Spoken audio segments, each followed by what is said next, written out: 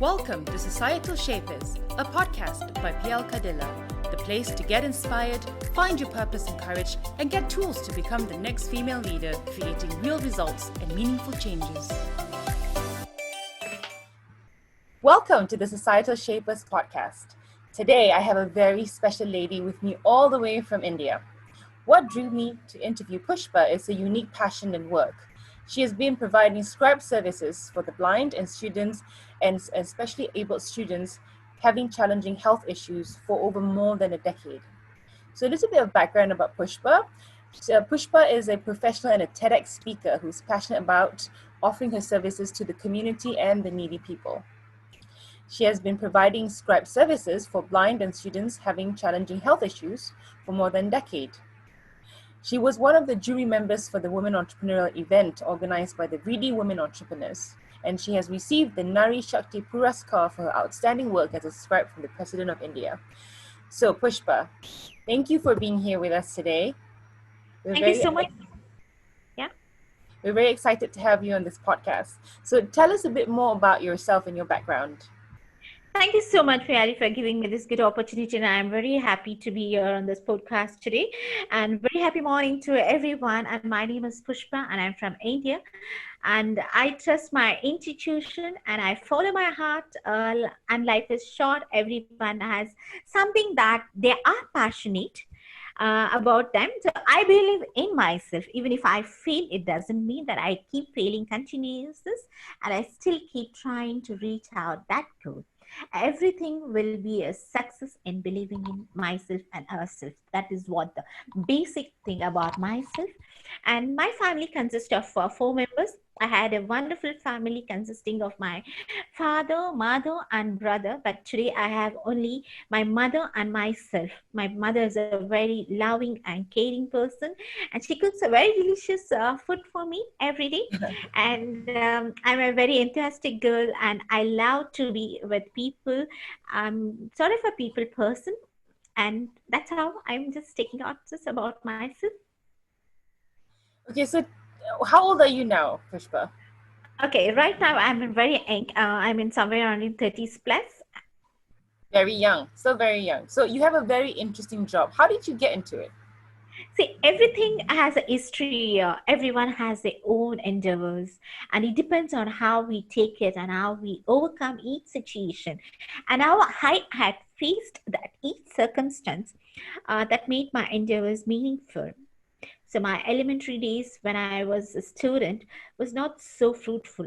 The effect of poverty on children are wider reaching, and it led to struggle, especially when I was in a class 7th, a proper finance to pay my fees, and it struggles, especially when we talk about our own experiences. It is something different that we tend to know about ourselves. It is like, so as I said, my elementary days when I was a student, and I was not able to complete my 7th class properly because due to the finance to pay my fees, and I had to seek help from others to complete that class. This one incident made me to take up support others, since someone had supported me in a short. At this point of my life, I gained a lot of friends, and I had a lot of chances to meet and face different kind of people while volunteering for good causes. And my journey of my life finally started to join the work at age of 15 years. And my first salary was about 700 rupees INR when I was working in an STD shop from morning till evening. And then, of course, that was not sufficient for us. There is saying something is better than nothing. In a short, this is my story. And after that, I realized, but is not about the money. It is just about educating yourself. Yes, I'm doing something very interesting volunteering work, which is not paid, but I get satisfied with what I have to do. And I have been scribing for specially able students, writing their exams on their behalf. I write for 5 categories of students so far. Initially, I started with visually impaired students, actually. So, five categories of students is: one is visually impaired, another one is cerebral palsy, another one is Down syndrome, next is the depression, and for people, for common students who are due to unable to write for due causes, they would have met with an accident, they had some fractures in the hands. So I would help them in completing their education for the next steps. So this kind of volunteering work I've been doing from 12 years, and till now I'm writing. Even during this COVID period, I have taken 4 exams, and I have made it possible with a lot of courage, sacrifice, and selfness. And action is more important than pep talk, and that we all can do something to make a difference in the society. Growing up and financial constraints, life was not a cakewalk for me and my brother, and I was a sole earning member of my family. Juggling between the family and the social responsibilities over the year made me to be a very strong woman, and therefore I understand the power and the value of education so well. Thank you. Thank you for sharing that. I mean, Pushpa, that is very, very inspiring. And it requires, strength, boldness, and just the perseverance to not want to give up despite the circumstances, right? So you mentioned about having to grow up with financial, with the lack of finances, so therefore you couldn't pursue your education, but that brought you to a different path. So instead of sulking about it, you took the best out of it and turned it into something very special. So I think that's really, really inspiring. So Pushpa, you mentioned that you do scribing as a work. So for our audience who probably never heard of this term, and this is something new, basically Pushpa writes exams for the specially abled people, and she also helps them. For example, Pushpa mentioned with the visually impaired, those who can't write. So she will help them answer these questions, but by listening to what their answers are, and then she will then scribe that on behalf of. Is that correct, Pushpa? Exactly. See, when you're scribing, so you need to have a certain basic things like, listening skills, and you should have a patience, and you have to be very confident what they say, that you encrypt that into the booklet of the examination sheet. And next is your writing skills. What you write, what they say, what you write, it matters a lot to move them for the next step. Exactly. So this is very crucial because basically what Pushpa does is she helps the specially abled people go through these exams, hopefully pass the exams, and that would enable them to participate in the workforce. Am I right, Pushpa? Exactly, you're Yeah. right. That's such an amazing work that you do. So I'm even wondering if there's such a thing in Malaysia, if there is an exam entrance examination for the specially abled, what happens so that's something which is kind of like in the back of society. You don't really see, you don't really know what the paths are for the specially abled here, at least in Malaysia. So I'm really glad to hear this about what's happening there. So Pushpa, just moving on a bit more, tell us a bit more about EvXprts. Is that how I pronounce it? This is the place. Okay, Yeah. to talk about EvXprts, it's a foundation, and it's Yeah. not a profit organization on a mission to bridge the industry academic gap through training and skill development. EvXprts brings in a major change in pedagogy with a major focus on digital learning and technology-enabled learning to create the future-ready engineering. So we are the volunteers where we are working for EvXprts at this point of time to help people get more knowledge and get them into one forum, so that they can have build up more knowledgeable with any particular sections, or if I call of automobiles, or if I call about technology wise or like that. So we have a very beautiful people around who are from IIT and from all over the IIMBs all over the world actually. Okay. That's interesting. So you are the head of women empowerment at EvXprts. What does this mean, and how do you empower women? Okay, see, empowerment ability is to do something about your needs, wants, opinions, and beliefs, and feeling economic. Empowerment, how people work to create wealth, life, fulfilling work. is never about the money. When you feel true passion for something, you instinctively find the ways to nurture it. And though this foundation, I'm stepping as a woman entrepreneur to start my own startup with the women empower heading a women empowerment. So as I told you that I have a dreams of becoming an entrepreneur, and this is my stage which is set from EV Experts. Ah, okay. So I've been hearing about, this work that you're doing, and you mentioned that they are voluntary.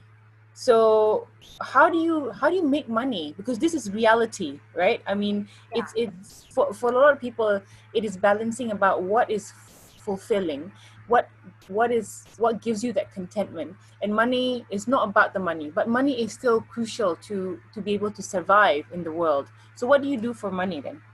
Okay, basically for people, people think that voluntary is a paid volunteer. But what the kind of work what I'm doing it is something very unique.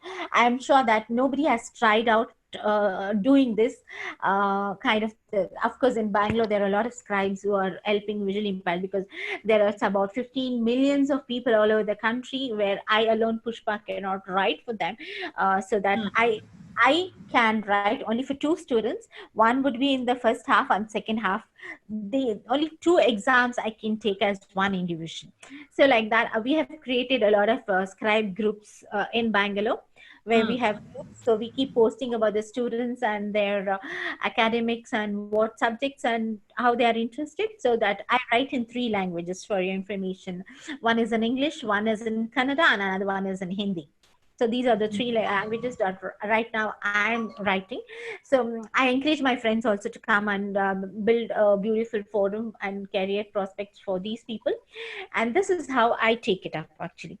So when we are talking about, sorry, I couldn't get that question. Can you just repeat to me once again? yeah. So because a lot of the work that you do is on a voluntary basis, so how do you make money? See, there is no such that we wanted to make a money in this. It's a pure heart what you're giving back to the society. Yeah. Okay, so I have not even earned a single pie from this for what I have done for so far actually. But yes, for money, as you said, money is very important for the person to live their livelihood. Without money you can definitely can't walk around anywhere else or lead your life. That's pretty much sure. So for that I have my working where I had experience of working for ID sector for 6 years, and now also I'm continuing with the same. I'm working as a project coordinator. I earn some amount for my livelihood. But in meanwhile, see, whatever the people, nowadays, what has happened is people only think in the prospect of how do I make money? How do I come up making, using many things like that. So I'm not tending saying that I'm not interested in making money, because money is important, as I said in my early conversation. But I wanted to create few job opportunities for these people where I can also leave my livelihood and help them also leave their livelihood in a luxury way, in whatever the possibilities they are. Yeah, I So like that. it's a purely non profit for what I'm working actually. I think I can say that only I am satisfied for what I am doing it. Mm, true. So you do have a day job, and then so this is something that you do at your free time, and you do it because it is out of passion and wanting to help others and wanting to advance society, right? Exactly. It's purely from whatever my working norms are Yeah. there. I don't even affect my work place. Whenever Okay. I'm free, maybe on the weekends, or see, normally even there is a day college and evening colleges, same similar for the students who really wanted to come up in their life. So say I take it in the evening colleges to write the exams, and of Yeah. course day also sometimes when I'm free in the day. Understand. So what are the major challenges do you encounter? See, facing obstacles in our life, either you overcome them or run, and the obstacles you overcome lives for good. These are what defines you are a person. Not only does it builds a character of self-confidence, it shows others how strong you remain. Adversity is, honored by those who fought many battles in their lives actually. So while being a scribe, you need to have a lot of patience, as I said your earlier conversation, your listening skills and your confidence, writing skills. And I had undergone a lot of major changes. One thing is you improve yourself the knowledge one, which I have right now. And you gain a lot of patience. Normally when human beings, we don't have though so much of patience. See, sitting next to the visually impaired students for 3 to 4 hours and writing their exams, it will build you a lot of things. I mean, that circumstance of us will give you more motivation, one thing. And you, how you can dwell with a person, and you can understand their wavelength, sort of these things. But to explain this, every people, like how we are, they're also human beings, but they also have their own kind of mentality. Yep. And there are a lot of major challenges which I say when I go and sit in the exam. I don't know the student. I only meet him only in the college gate before I Yep. write his exam. Then I Yep. know what is his full qualification, from where he's coming, what is his interest, what is his hobbies, and how. See, those are all things that you can communicate only on that particular day. And then I go sit in the examination hall and write his exams. And while writing, of course, like there'll be some negatives and some positivities and all things. Some children's what they tend, okay, I'm a scribe anyway, she knows everything, so she can write it. This kind of mentality they build in us, Mm. they're calling a scribe. So it is ultimately, it is we who has to know how to balance it. See, in fact, every people go to college and do study the education thing. But there are some people who are very poor, people who are coming from poor background, and people from rich family, they come. But the hardness of work is there, what they put across, right, when they're studying. Some Yeah. people will, that we need to understand first thing. So I respect the hard work, whatever the student has put. Based on that, I tell them, see, I am only a scribe and I cannot help you or do anything else. Only thing, whatever you say, that I'm going to write that. That's as simple as it. So And share some three. people also, sorry, hello. Sorry. Yeah. Yeah. Yeah, yeah. Some people they taken advantages, and being as scribes, that okay, they are everything, so we can just move on further. But that's not the intention that we would like to build among the students. We would like to build their confidence. Even though they are not able to see, they should come up in their life like a normal person. They should not take advantages of being the specially abled. That's what Yeah. I teach them. I like that. We're tough. Exactly. Share, Pushpa, could you share three major moments in your life where you felt defeated, but you stood up again and fought the odds? The first major moment is in my life was when I received a call from one of my brother's friend that he had passed away recently. This incident happened in February 2020, which happened, and I was not able to digest this at all. But I have to accept the truth.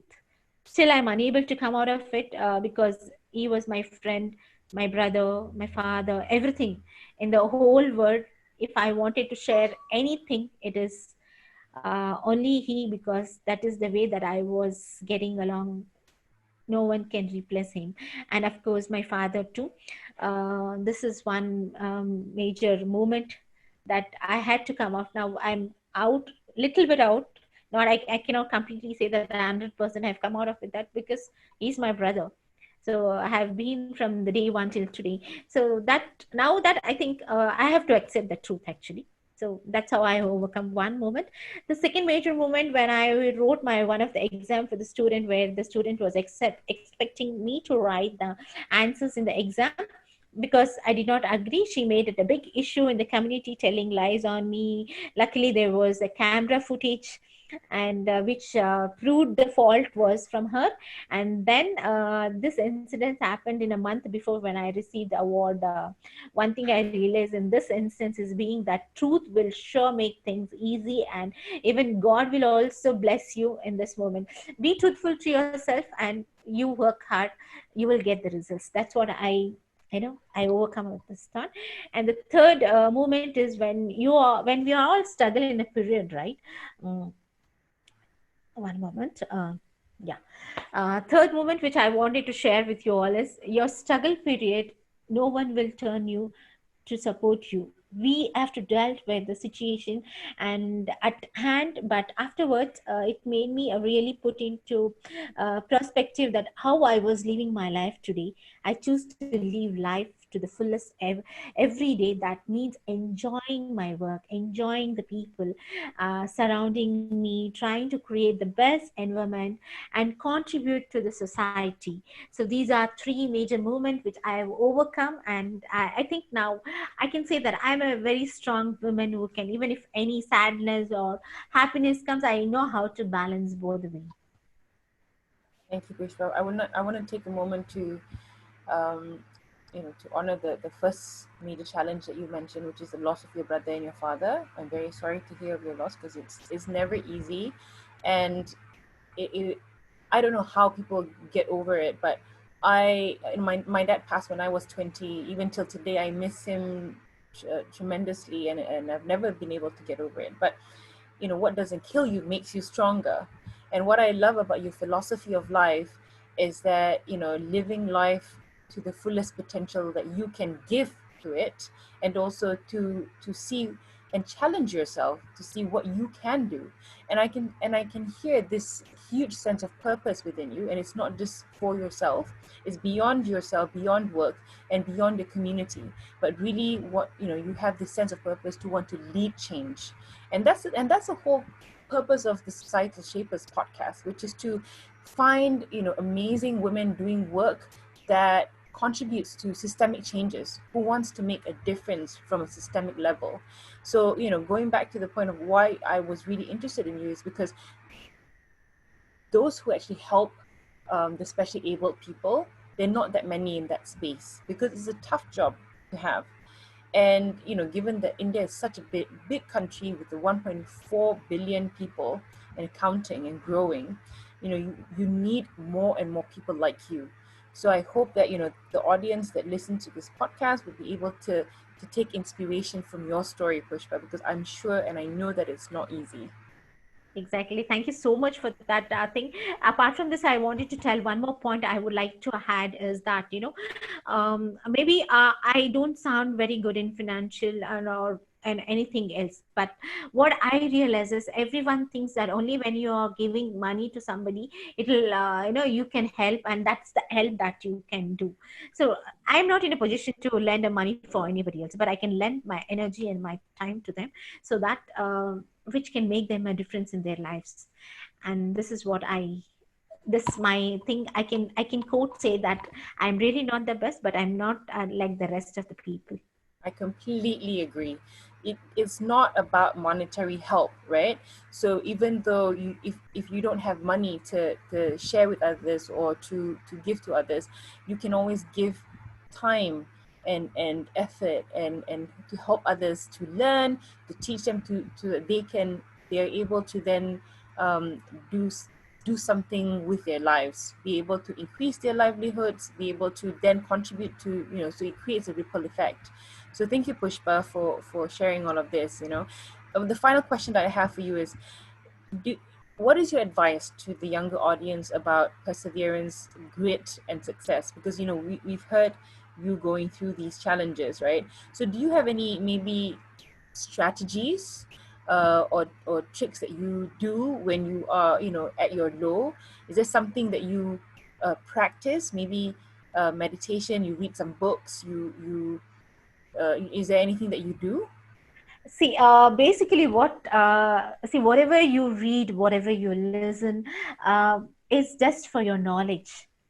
What I feel is okay. Even if I talk to people, and that's my experience with the people. So it is a thing it is in your mindset. So what advice I can tell for the youngsters audience in coming up, people who are the next generation of the society. See, without fail, people feel compelled to tell that what you should and shouldn't do because of your age, right? So you don't listen to them. Successful people, certainly don't listen, and they don't even really follow their heart and allow their passion. So you allow your heart to talk and go with your passion, and not the body they are leaving in to their guide. Okay, this is one advice. Age is not a factor. Okay, when your sense of pleasure and satisfaction are derived from the comparing yourself to the others, you are no longer the master of your own destiny, right? If somebody talks about me and say that, hey, that girl is like this, and don't listen to them. That's not your destiny, right? It's not Love your that. own destiny. So while it is impossible to turn off your reaction to what you think for you, you don't have to hold on your accomplishment to anyone else, and you can always take people's opinion with a grain of salt. That's way, no matter what people's opinion, with a grain of that salt, I'm repeating this again, that way, no matter what other people are thinking about you doing yourself, worth comes from within you. No matter what other people think of you or any particular moment, one thing is certain: you are never as good as bad as you are, Yeah. right? And this is Yes. perfect, which I realized and which I have implemented in my life actually. So you will never reach your peak until you surround yourself with the right people. The worst thing that you can happen to you is allowing yourself to die inside while you are still alive. Yes. This I is love the that. advice that I give for the youngsters. Probably, I think, you should set a successful person for others so that others follow you actually. Mm, exactly. I love everything that you've said, especially in a very crowded world, in a very noisy world with social media, especially. And, everyone's trying to find a space. Everyone's trying to find their purpose, and everyone's trying to find, where do I fit in all of this, in this major puzzle, especially the young people. So, I love what you've just said. Follow your heart, follow your passion, be true to yourself. Don't care about what others have to say about yourself. Other people's opinion is an opinion of themselves, and in fact is even a reflection of themselves when they judge other people. So don't allow that to impact you, and just follow your own path. So I think that's really beautiful, Pushpa. Thank you so much again for being on this podcast. Is there any final words you would like to share? Yes, what I would feel, see, today also I would love to become a women entrepreneur, but I really don't have money for myself. But I wanted to build some career for especially able people and myself. So I'm looking out for some people who can come forward and help me and show me the way how to move further. So it would be helpful for others and everyone in this whole world. It's just a humanity help that I'm trying to build up. So I'm hoping for people to come forward and help me, and let's see how it goes. Even they say a small drop of water makes a big ocean. So I'm in that range right now to build up. That's great. So how can people get in touch with you if they want to help you? So probably you do have my email ID. Yes. If people would be interested, they can drop you an email. You can get connected to me, or else if you're okay to share my email ID, that's would pretty good. Okay, fantastic, Pushpa. Thank you so much for being with us today. Take care. Thank you Bye so much for bye. all of you. Thank you. Bye bye. Thank you so much for listening in. If you liked it, give it a thumbs up, subscribe, leave a comment, and share with your friends. Be sure to tune in to the next episode, and to find out how to be part of Societal Shapers, head to www.plkadilla.com and check out our coaching programs. Catch you soon!